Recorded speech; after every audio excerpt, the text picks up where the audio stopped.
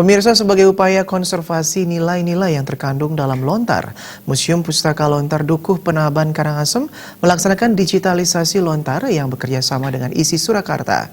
Kegiatan digitalisasi lontar tersebut diisi dengan penyerahan alat alih media lontar dan pelatihan alih media yang berlangsung selama 2 hari.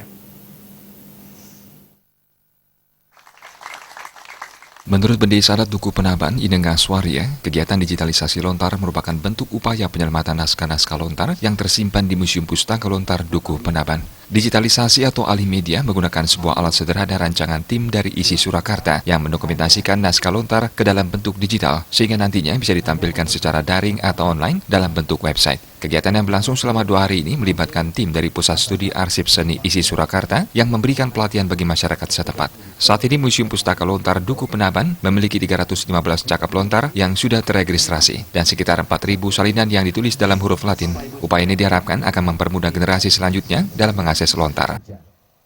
Fungsi alat ini di kami ini adalah sebagai bentuk penyelamatan awal lontar-lontar yang ada di Museum Dukuh Penaban ini agar benar-benar terawat dan bisa diselamatkan lebih awal, karena juga di sini ada beberapa naskah yang kondisinya juga sudah cukup berusia.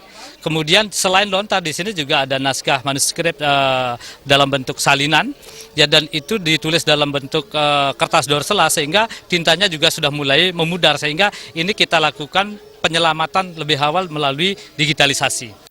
Dengan alih media ini kami mengharapkan kami bisa mengikuti perkembangan, lalu kemudian tidak mengurangi dari apa yang seharusnya kami lestarikan. Lalu yang kedua juga mempermudah generasi berikutnya juga mengakses dan mengetahui kondisi kita di Museum Pustaka Lontar Dukuh Penaban ini.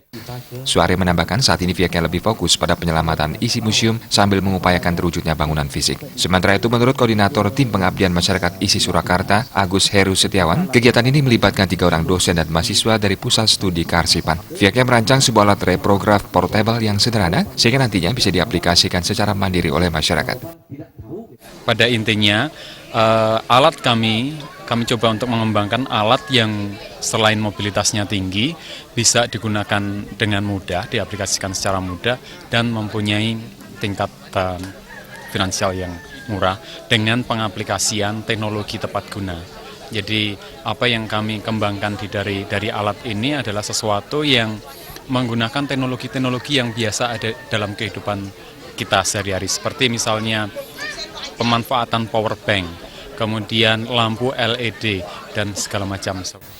Semua kegiatan baik fisik maupun konten bersumber dari donasi karena Museum Pustaka Lontar Dukuh Penaban merupakan museum yang dimiliki dan dibangun oleh Keramat Desa Adat Dukuh Penaban. Dalam misi sosialnya, museum membentuk tim klinik lontar untuk membantu masyarakat yang memiliki kesulitan berkaitan dengan lontar. Semua naskah yang tersimpan di museum ini nantinya akan disajikan secara daring atau online.